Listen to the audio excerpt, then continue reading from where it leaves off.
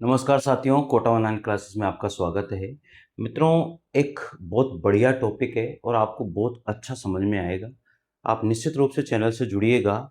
ये आपका बाल विकास व शिक्षा शास्त्र जो सीडीपी जिसे हम कहते हैं, चाहे वो यूपी टेट हो, सी टेट हो, कोई सा भी टेट हो, किसी भी स्टेट में बहुत तगड़ा आप लोगों को यहाँ पर समझ में आने वाला है। मज़ा आ जाएगा आपको कि वाकई में सर ज़बरदस्त पढ़ाया आपने। तो देखिएगा, क्लास पहली क्लास है। बहुत ही शॉर्ट में और बहुत ही बढ़िया तरीके से हम लोग इसको समझने वाले हैं कि कितना आसानी से इसको हम लोग समझ सकते हैं। इतना आसान है ये समझना। देखो, सबसे पहले बात करेंगे कि बाल विकास का जो जनक है वो कौन है। बाल विकास का अध्ययन सबसे पहले किसने किया। ये बहुत सिंपल सी चीजें हैं जो आपको याद होनी चाहिए। आसानी से याद रख सकते हो, इसमें कोई बड़ी बात नहीं है। ठीक है, तो याद रखिए, बाल विकास का यहाँ पर बहुत आसान सा फंडा है कि जो बाल विकास है, सबसे पहले बाल विकास का जो अध्ययन है वो किसने किया था? जॉन लॉक ने किया। सिंपल सा क्वेश्चन आता है कि बाल विकास का जो अध्ययन है, बाल मनोविज्ञान जिसको हम कहते थे, वो अब धीरे धीरे परिवर्तन होकर के बाल विकास में बदल गई है। तो बाल विकास का सबसे पहले जो अध्ययन किया था वो किसने किया था? हमारे जॉन लॉक के द्वारा बाल विकास का सबसे पहले अध्ययन किया गया था। फिर उसके बाद में बात करेंगे कि बाल विकास का जो जनक माना जाता है वो किसको माना जाता है? स्टैनले हॉल को माना जाता है। 1893 ईस्वी में इन्होंने ऐसा इनका जन्म हुआ और यूएसए में इनका जन्म हुआ था। सबसे पहले जो मनोवैज्ञानिक विवरण दिया बाल विकास के बारे में, सबसे पहले जो मनोवैज्ञानिक विवरण दिया है या विज्ञान के हिसाब से जिसने पहले सबसे पहले बाल विकास के बारे में बताया है, वो कौन थे? पेस्टोलॉजी। जिन्होंने सबसे पहले बाल विकास के लिए मनोवैज्ञानिक तरीके से विवरण प्रस्तुत किया है, वो कौन थे? पेस्टोलॉजी थे, जिन्होंने 1774 ईस्वी में ऐसी बात करी। आगे है बाल विकास। जो बाल विकास होता है साथियों, आपने देखा होगा इसमें दो शब्द हैं। एक है बाल यानी कि बालक के लिए, और एक शब्द है विकास। आपने दो शब्द इसमें देख रहे होंगे। तो बाल मतलब बालक के लिए आता है, ये तो सिंपल सी बात है। और विकास आपने देखा होगा डेवलपमेंट। तो यहाँ पर यह बात जानना बहुत जरूरी है कि जो बाल विकास होता है वो गुणात्मक भी होता है और परिमाणात्मक भी होता है। दोनों तरह से बाल विकास होता है। एक बच्चे का जो विकास, बाल मतलब बालक, एक बच्चे का जो विकास होता है वो दोनों तरीके से होता है। किस तरीके से? गुणात्मक रूप में और परिमाणात्मक रूप में, दोनों तरीके से होता है। अब यहां पर यही बात समझने वाली है, सर गुणात्मक क्या होता है और परिमाणात्मक क्या होता है। एक बात ध्यान से सुनिए कि जो परिमाणात्मक होता है, जो डेवलपमेंट होता है, और एक गुणात्मक होता है। गुणात्मक मतलब उसमें कितने गुणाए उम्र के अनुसार, उसमें उसका जो विकास हुआ है वो आंतरिक विकास हुआ है, उसको हमने बोला है गुणात्मक। और परिमाणात्मक जो विकास हुआ है वो हम बोलेंगे कि सर ये अभी इतने साल का था। और ये परिमाणात्मक विकास हमें दिखाई देता है, लेकिन गुणात्मक विकास हमें दिखाई नहीं देता है।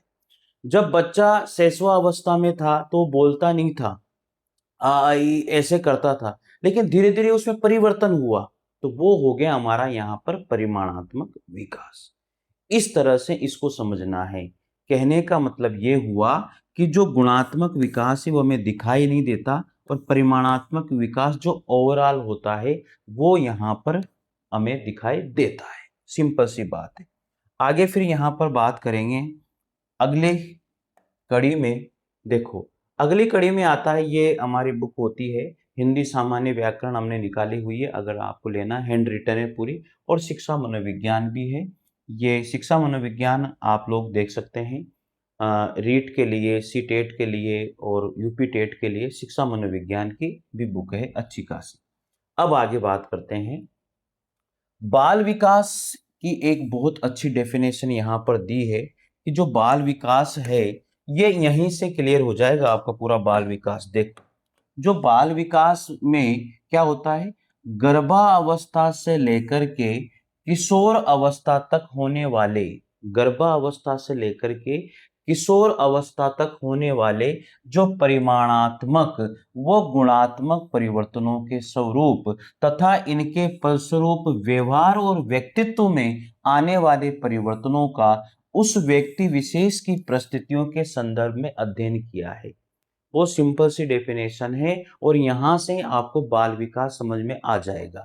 बाल विकास में इतनी सी बात आपको याद रखनी है कि गर्भावस्था से लेकर के किशोर अवस्था तक होने वाले क्या परिमाणात्मक और गुणात्मक, परिमाणात्मक जो हमें दिखाई दे रहे हैं और गुणात्मक जो ओवरऑल उसका हो रहा है कि इतने जैसे जैसे उम्र बढ़ती जा रही है उसमें कौन कौन से गुण डेवलप हुए हैं, तो वो गुणात्मक परिवर्तनों के फलस्वरूप जो भी व्यवहार उसमें परिवर्तन हुआ है, उसके व्यक्तित्व में परिवर्तन हुआ है, उन सभी जो भी परिस्थितियां उसकी रही है, जो भी विशेषताएं उसकी रही है, वो सभी के सभी जो परिवर्तन होता है वही बाल विकास होता है।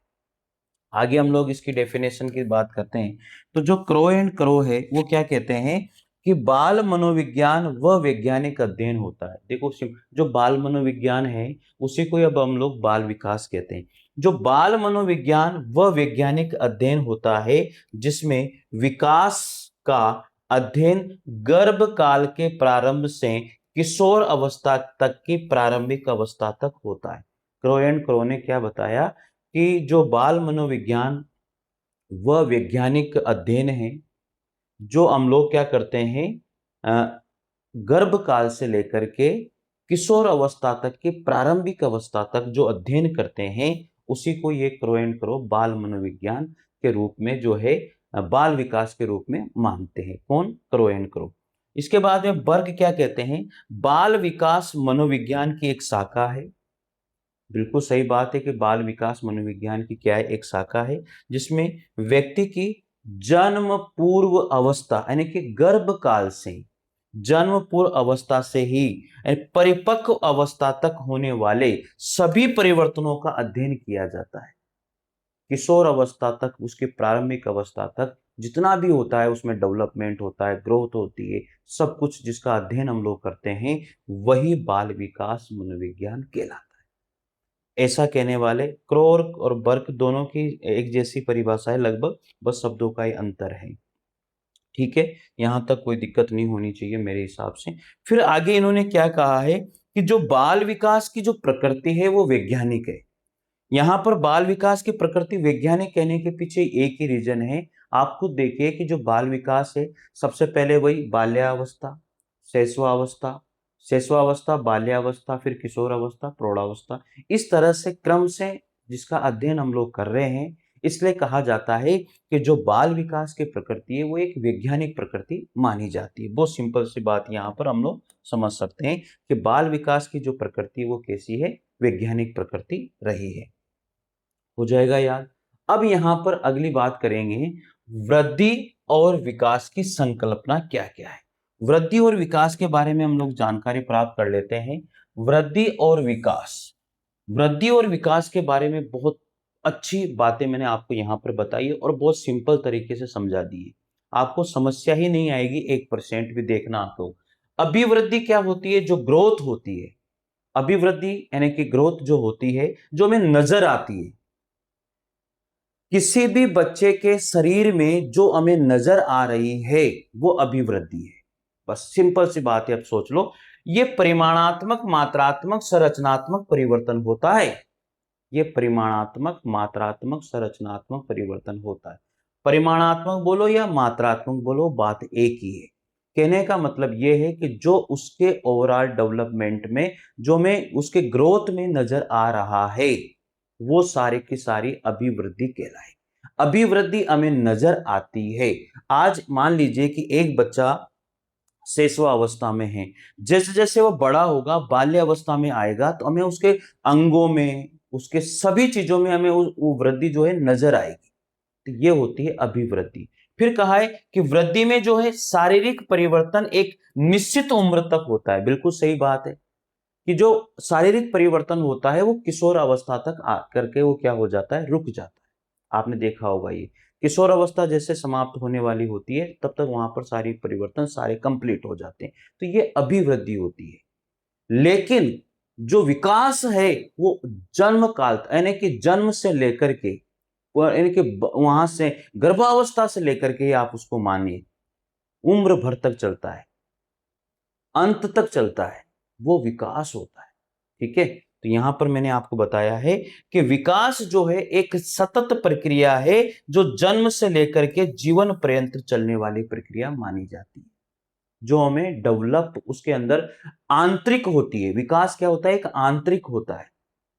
याद रखना, वृद्धि शारीरिक परिवर्तन है जो एक निश्चित उम्र तक चलता है। याद रखना कि वृद्धि जो एक शारीरिक परिवर्तन है जो निश्चित उम्र तक चलता है, लेकिन विकास एक सतत प्रक्रिया है जो जन्म से लेकर के उम्र पर्यंत चलने वाली प्रक्रिया है, जीवन पर्यंत चलने वाली प्रक्रिया मानी जाती है, एक सतत प्रक्रिया मानी जाती है विकास। विकास गुणात्मक परिवर्तन और मात्रात्मक परिवर्तन दोनों ही होता है। विकास आंतरिक भी होता है, विकास बाह्य भी होता है। मतलब विकास की ही पूरक अवस्था मानी जाती है अभिवृद्धि, यानी कि विकास में ही अभिवृद्धि को ले लिया जाता है। विकास के अंतर्गत ही अभिवृद्धि होती है। ऐसा नहीं है कि अभिवृद्धि अलग से, लेकिन अभिवृद्धि यानी कि जो वृद्धि होती है वो शरीर में नजर आती है। लेकिन विकास जो है आपको धीरे धीरे दिखाई देता है कि हाँ अब इसका शरीर थोड़ा बड़ा हो गया, इसका शरीर ऐसा हो गया। लेकिन याद रखिए, विकास जो है गुणात्मक और मात्रात्मक दोनों होता है। अभिवृद्धि केवल परिमाणात्मक या मात्रात्मक भी होती है। ये याद रखना, अभिवृद्धि मात्रात्मक परिमाणात्मक ही होती है। वृद्धि केवल शारीरिक परिवर्तन होता है, वृद्धि में एक निश्चित उम्र तक होता है और रुक जाता है। लेकिन विकास के अंतर्गत विकास गुणात्मक और परिमाणात्मक दोनों होता है। परिमाणात्मक बोलो या मात्रात्मक बोलो, एक ही बात है। विकास एक सतत प्रक्रिया है जो जन्म से लेकर के जीवन पर्यंत चलने वाली प्रक्रिया होती है, और विकास में ही अभिवृद्धि को गिना जाता है। यहां तक बात समझ में आ गई। आगे बढ़ते हैं अब इसी क्रम में। देखो आगे है विकास और वृद्धि की परिभाषा यहां पर दी है। वैसे तो मैंने आपको समझा दिया है विकास और वृद्धि क्या होती है, सारी बातें आपको समझ में भी आ गई है। तो यहां पर हम लोग देखते हैं बहुत सिंपल तरीके से विकास और वृद्धि, विकास विकास और वृद्धि की परिभाषा अलग अलग विद्वानों ने अलग अलग दी है। जेम्स ड्रेवर क्या कहते हैं? विकास प्राणी में होने वाला प्रगतिशील परिवर्तन होता है जो किसी लक्ष्य की ओर निर्देशित होता है। ऐसा कहने वाले कौन है? जेम्स ड्रेवर हैं। आप याद रखें इन परिभाषाओं को, इन डेफिनेशन को, क्योंकि ये पूछ ली जाती है। जेम्स ड्रेवर ने क्या कहा कि विकास प्राणी में होने वाला एक प्रगतिशील परिवर्तन होता है, कंटिन्यू सतत प्रक्रिया होती है विकास की। एक प्रगतिशील परिवर्तन होता है जो किसी लक्ष्य की ओर निर्देशित होता है, कहने उसको कहीं जैसे आगे बढ़ना है, एक उद्देश्य उसका होता है, ऐसा माना है जेम्स ड्रेवर ने। हरलोक यहां पर क्या बताता है? शारीरिक अंगों की लंबाई, भार में वृद्धि, चौड़ाई में वृद्धि, अर्थात आकार व संरचना में वृद्धि, ये क्या है? विकास और वृद्धि की दोनों की परिभाषा दी जा रही है। यानी कि शारीरिक अंगों की लंबाई बढ़ना, वो सारी चीजें परिवर्तन होना, तो इस तरह से ये क्या हो जाती है। इन्होंने तो विकास की परिभाषा दी है जेम्स ड्रेवर ने, लेकिन हर लोग यहाँ पर वृद्धि की परिभाषा देते हैं। शारीरिक अंगों में लंबाई बढ़ना, भार में वृद्धि होना, चौड़ाई में वृद्धि होना, आकार और संरचना में वृद्धि होना। तो यहां पर ये हर लोग ये बात बताते हैं कि अभिवृद्धि की परिभाषा है। गेसल क्या बोलते हैं? विकास एक प्रकार का परिवर्तन है जिसके द्वारा बालक में नवीन विशेषताएं, नवीन गुण और क्षमताओं का विकास होता है। यहां पर जो है गेसल क्या कहते हैं कि विकास एक प्रकार का परिवर्तन होता है।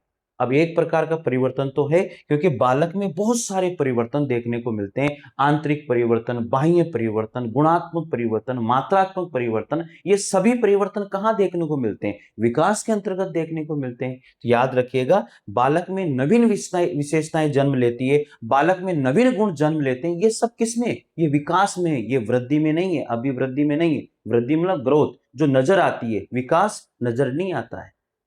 ठीक है, ये बात याद रखिए। क्षमताओं में परिवर्तन होता है, उसकी कार्य करने की क्षमताओं में परिवर्तन हो जाता है। तो ये धीरे धीरे जो डेवलपमेंट होता है उसको ही हम लोग विकास कहते हैं। तो ये तीन परिभाषाएं अच्छे से याद रख लेना इनको। चलिए, अभिवृद्धि और विकास के सिद्धांत कौन कौन से हैं भाई? अभिवृद्धि और विकास के सिद्धांत यहां पर बहुत बढ़िया तरीके से समझाए हुए हैं, और 11 सिद्धांत हैं जो आपको ध्यान रखने। मैं आपको सिंपल तरीके से बताता हूं। निरंतर विकास का सिद्धांत। आपने देखा होगा, विकास एक ऐसा सिद्धांत है जो हमेशा व्यक्ति के अंतर्गत हमेशा कंटिन्यू चलता है, जन्म से लेकर के मृत्यु पर्यंत तक चलता है, यानी कि मृत्यु जब उसकी हो जाती है तभी खत्म होता है। जन्म भर यानी कि जिंदगी भर चलता है विकास। तो इसलिए कहा है कि निरंतर विकास का सिद्धांत, विकास हमेशा चलता रहता है, निरंतर सतत प्रक्रिया है, इसलिए कहा गया है कि विकास एक निरंतर चलने वाला सिद्धांत है। इसके बाद में सामान्य से विशिष्ट की ओर, सामान्य से विशिष्ट की ओर इसलिए कहा गया कि जैसे बच्चा छोटा होता है, वो कुछ भी ई ऐसे करना सीखता है, फिर थोड़ा सा बड़ा होता है तो वो हाथ बढ़ाना सीख जाता है। ठीक है, मान लीजिए कि बच्चा पहले हाथ बढ़ा रहा है, बोल नहीं रहा, उस चीज की तरफ हाथ बढ़ा रहा है, बोल नहीं रहा, इसका मतलब वो सामान्य है। लेकिन अगर उस वस्तु के बारे में उसने कुछ बोल दिया, इसका मतलब क्या है, फिर वो विशिष्ट हो गया। इतनी बात आप समझते हो। आगे बात करते हैं फिर, विकास क्रम का सिद्धांत है भाई। विकास क्रम से चलता है, ऐसे नहीं कि एकदम से बच्चा जो है सब कुछ सीख गया, ऐसा नहीं होता है। उसकी बहुत सारी विशेषताएं हैं जो क्रमशील है। पहले बच्चा धीरे धीरे उड़कना सीखेगा, फिर वो चलना सीखेगा, फिर धीरे धीरे दौड़ना सीखेगा। तो इस तरह की जो चीजें हैं वो यहाँ पर विकास को बताती है कि विकास एक क्रमशील है। ऐसा नहीं है कि एकदम से ही फिर वो शैशवावस्था से बाल्यावस्था में आ गया, ऐसा नहीं हो सकता। परस्पर संबंध का सिद्धांत है। परस्पर संबंध का सिद्धांत, मानसिक, शारीरिक, सामाजिक जितने भी हैं वो सभी में आपस में संबंध जुड़े हुए हैं। ठीक है, जितने भी परिवर्तन होते हैं, मानसिक रूप से परिवर्तन, शारीरिक रूप से परिवर्तन, सामाजिक रूप से परिवर्तन, ये जितने भी जुड़े होते हैं, इन सभी में आपस में एक दूसरे में परस्पर संबंध होता है। इसलिए कहा गया है कि जो विकास और अभिवृद्धि है वो परस्पर आपसी संबंध से चलती है। व्यक्तिगत विभिन्नताओं का सिद्धांत है। देखो, हर बच्चे में अलग अलग प्रकार की क्वालिटीज होती है। व्यक्तिगत विभिन्नताएं हर बच्चे में अलग अलग होती है और हर उम्र में अलग अलग होती है, हर अवस्था में अलग अलग होती है। इसलिए कहा जाता है कि व्यक्तिगत विभिन्नताओं का सिद्धांत है विकास और अभिवृद्धि। फिर आगे बात करिए, निकट से दूर का सिद्धांत, बिल्कुल सही है, सिर से पैर की ओर विकास हो रहा है, तो निकट से दूर की ओर सिद्धांत इसको बता दिया गया। विभिन्नताओं का सिद्धांत है वही शारीरिक, मानसिक और सामाजिक जो भी अलग अलग विभिन्नताएं हैं वो अलग अलग सिद्धांत यहाँ पर दे दिया। विकास की भविष्यवाणी का सिद्धांत है, बिल्कुल सही बात है। विकास एक भविष्यवाणी का सिद्धांत इसलिए कहा जाता है कि मान लीजिए कि आज एक शैशवावस्था में एक बच्चा है, उस बच्चे का हाथ अगर इतना सा है और आप जब उसका कुछ भी उसको देखोगे तो आप कह सकते हो कि नहीं यार, अब जो है इसका थोड़ा बहुत हाथ बड़ा हो गया है या इसके ये अंग थोड़ा बहुत बड़ा हो गया है। तो मतलब आपने भविष्यवाणी कर सकते हो आप। ठीक है ना, तो विकास के लिए आप भविष्यवाणी कर सकते हो, लेकिन अभिवृद्धि के लिए भविष्यवाणी आप नहीं कर सकते, क्योंकि वो रुक जाती है एक निश्चित समय पर, और ये जन्म पर्यंत चलने वाली प्रक्रिया होती है विकास। निश्चित दिशा का सिद्धांत है, बिल्कुल सही बात है।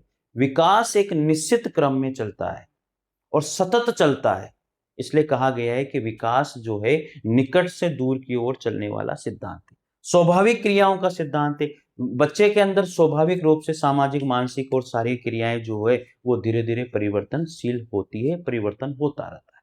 इसके बाद में विकास क्रम की समानता का सिद्धांत है। विकास जो है सतत प्रक्रिया है और क्रमशील प्रक्रिया बताई गई है। बात समझ में आ गई होंगे, सारे सिद्धांत आपको यहाँ पर मैंने बता दिए हैं, एक एक सिद्धांत के बारे में आपको मैंने समझा भी दिया है भाई। ठीक है, आगे बढ़ते हैं। अब देखिए, अब यहाँ पर महत्वपूर्ण प्रश्न है।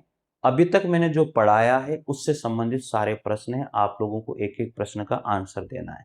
ठीक है, देखो, महत्वपूर्ण प्रश्न, मानव विकास क्या है। अब मानव विकास क्या है, विकास मात्रात्मक गुणात्मक दोनों होता है। विकास क्या होता है, मात्रात्मक गुणात्मक दोनों ही होता है, लेकिन अभिवृद्धि जो केवल क्या होती है, वो मात्रात्मक होती है, परिमाणात्मक होती है, ये बात आपको पता है।